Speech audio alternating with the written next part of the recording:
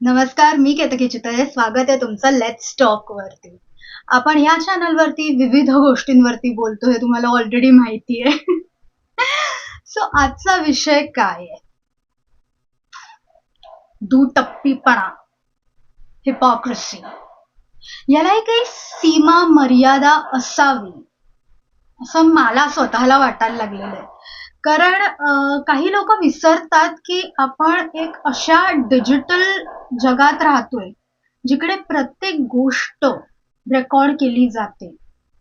तुम्ही काय बोलताय, तुम्ही कसे वागताय किंवा काय विधानं केलेली आहेत, ती जर का ऑलरेडी व्हिडिओमध्ये रेकॉर्डेड असतील कोणाच्या किंवा मीडियामध्ये ऑलरेडी जर का ती अपलोडेड असतील तुमच्या स्वतःच्या सोशल प्लॅटफॉर्मवरती देखील, तरीही त्याचे स्क्रीनशॉट्स फटकन काढले जातात.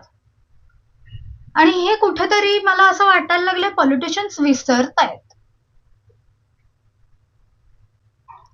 कोणाविषयी मी बोलतीये, कोणाचा दुटप्पीपणा, हे जाणून घेऊया.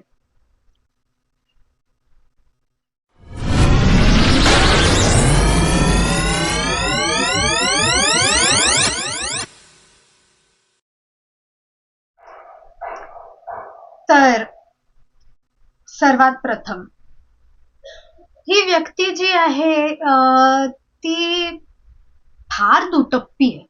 म्हणजे ते प्रत्येक वेळेला विविध गोष्टी बोलतात. जेव्हा ते सरकारमध्ये होते तेव्हा त्यांनी मीडियामध्ये एका इंटरव्ह्यू मध्ये म्हटलेलं आहे की 200 ठिकाणी ते मला फिरवणार होते. 200 ठिकाणी. का? तर मी एक कविता जी मी स्वतःही रचलेली नाही, कोणीतरी भलत्यानीच रचलेली आहे, ज्याचं खरं नाव काय खोटं नाव काय मला काहीही माहिती नाही, मी फक्त ती कॉपी पेस्ट केली.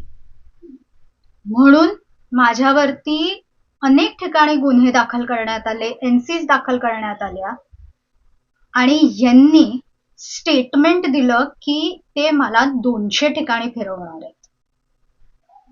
आणि आता ते काय म्हणतात बघूया.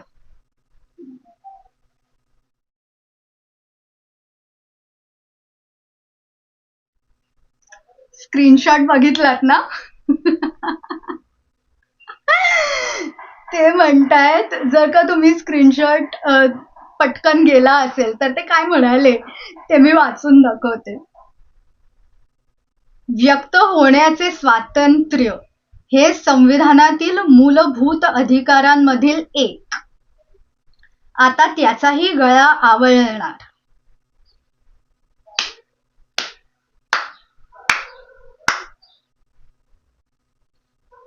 तुमचं सरकार होतं तेव्हा मी केलेली फक्त एक कॉपी पोस्ट केलेली एक कविता, तेव्हा मला सॉलिटरी कन्फाइनमेंट मध्ये 1.5 महिना का टाकण्यात आलं होतं? आजही मी फक्त बेलवरती बाहेर आहे. का बरं? तुमच्या विरोधात अनेक केसेस आहेत, तुम्हाला काही तासात बेल मिळते, पण माझ्यासाठी बेल तुम्ही 6-7 वेळा नाकारत आलात. का बरं? फक्त एक कॉपी पोस्ट केलेली कविता. तेव्हा काही संविधान आठवले नाही तुम्हाला? तेव्हा काही मूलभूत अधिकार वगैरे तुम्हाला आठवले नाहीत? मी तर त्यात कोणाचं, त्या कवितेत कोणाचं नाव देखील नाहीये. वेरॅज या स्केच मध्ये या ज्यांनी हे कार्टून केलेलं आहे त्यांना जे काय सरकारने लीगल नोटीस वगैरे पाठवली, त्यांनी ऍक्च्युली नावत घेतलेली आहेत. मी तर जी काही कविता अपलोड केली, अपलोड म्हणजे कॉपी पेस्ट केली, मी स्वतःही ती काही टाईप करून अपलोड केलेली नाहीये. असं असताना ज्यात कोणाचंही नाव नव्हतं, नाहीये, इनफॅक्ट अजूनही ती कविता माझ्या फेसबुक वरती अवेलेबल आहे, असं असताना तेव्हा कुठे गेले माझे मूलभूत अधिकार?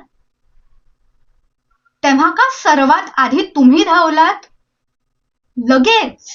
कुठे? कळवा पोलीस स्टेशन मध्ये बहुतेक पहिली हे होती, जिकडे तुमचेच बंधू बहुतेक का कोणीतरी ज्यांचं आडनाव आव्हाडच आहे असंच कोणीतरी तिकडचे हेड इन्स्पेक्टर का इन्स्पेक्टर काहीतरी आहेत होते त्या वेळेला तरी आता कोण आहे मला माहिती नाही बट स्टील का बरं तेव्हा आठवलं नाही का जेव्हा एनसीपीच्या गुंड महिलांनी मला पोलीस स्टेशन मध्येच माझ्यावरती व पोलिसांवरती देखील जे क्राईम ब्रांच मधले पोलीस होते ज्यांनी येऊन मला तिकडून कळंबोली पोलीस स्टेशन मधून उचललं तेव्हा कुठे गेले होते हे अधिकार तेव्हा तुम्हाला नाही आठवले कुठले कोणाचे अधिकार मूलभूत अधिकार वगैरे फलाना ढिंका ज्याविषयी तुम्ही आत्ता बोलताय आत्ता का अचानक आठवलं कारण तुम्ही सरकारमध्ये नाही आहात बरं बाकीच्या दर्शकांना मी ही आठवण करून देते की जितेंद्र आव्हाड यांनीच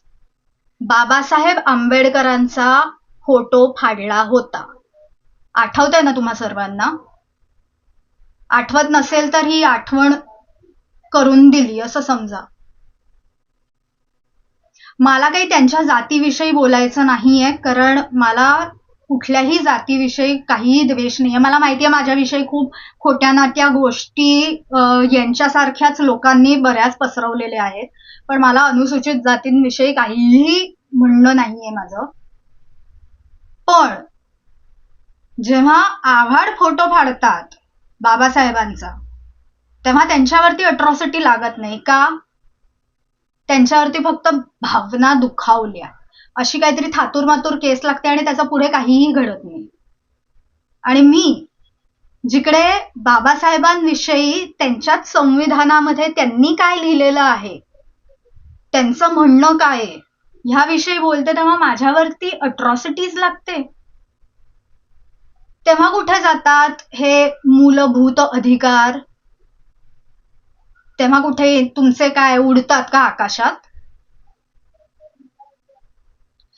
यावरून ना मला सावित्रीबाई फुल्यांची एक कविता आठवते तयास मानव म्हणावे का कवितेचा शीर्षकच हे आहे तयास मानव म्हणावे का त्यातील काही ओळी मला आठवतात वाचून दाखवते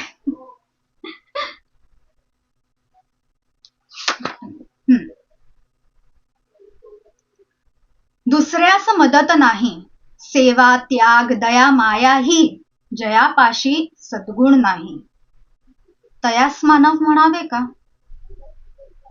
आभार तयास मानव म्हणावे का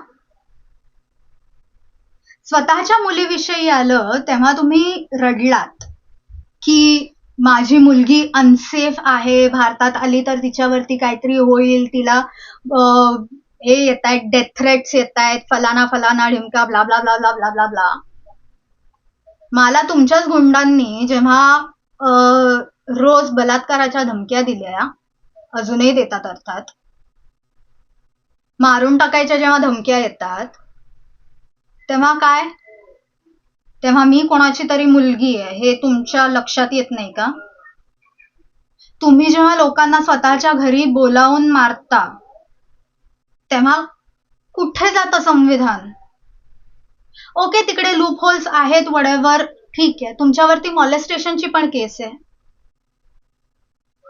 मी आव्हाडांविषयी ज्या ज्या काही केसेस आहेत त्यांच्यावरती त्या मला तोंडपाठ आहेत पण आपल्याकडे तेवढा वेळ नाहीये रादर मला तेवढा वेळ घालवायचा नाहीये पण एवढं लक्षात ठेवा आपण अशा जगात राहतोय जिकडे तुम्ही काहीही बोलला असाल ते सर्व रेकॉर्डेड राहतं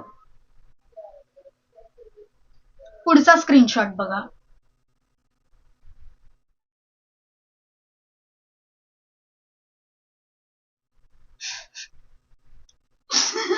आदित्य ठाकरेंनी तर खूप लिहिलेलं आहे तर आपण टप्प्याटप्प्यात याविषयी याचं विश्लेषणही करूया आणि बोलूयाही Cartoons that are absolutely true are now being sent notices by Mumbai law enforcement agencies. Thackeray, at least he has been sent a notice. I was just picked up from my house. What about that? Was I criminal? Did I mention anyone's name?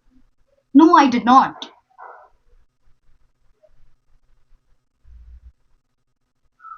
पुढे ते लिहितात, I thought X was taken over by Elon Musk to protect free speech, especially one that doesn't trample on anyone else's privacy / freedom / rights. Oh, so are you implying that Meta, which is owned by Mark Zuckerberg, doesn't protect free speech? Are you trying to imply that, Mr. Thackeray? Kindly tell me. Enlighten me. Please. तुमचे वडील जेव्हा CM होते तेव्हा त्यांनी फेसबुकवरती राजीनामा दिला, पण प्रत्यक्षात दिलात का? नाही. मग जर फेसबुकवरती असं सर्व चालू शकतं तर मग मी एक सटायरिकल पोएम, ती पण भलत्याची कोणाची तरी, जर कॉपी पेस्ट करून अपलोड केली तर मग तुम्हाला कुठेही त्यावेळेला वाटलं नाही की माय प्रायव्हसी फ्रीडम और राईट्स वर ट्रॅम्पल्ड अपॉन वेन एनडीटीव्ही हिंदीनी माझ्या घरचा पत्ता डॉक्स केला, पत्ता अख्ख्या भारतात दाखवण्यात आला, तेव्हा तुम्हाला जाणवलं नाही की माझी प्रायव्हसी ब्रीच होतीये?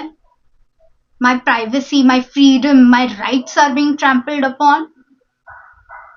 तो व्हिडिओ इंटरनेटवरून स्क्रब जरी केला असेल ना तरी तो फाइंड आउट करणं खूप सोपं आहे, याची तुम्हाला पूर्णतः कल्पना असेलच असं मी गृहीत धरते किंवा अशी अपेक्षा ठेवते. That video still exists.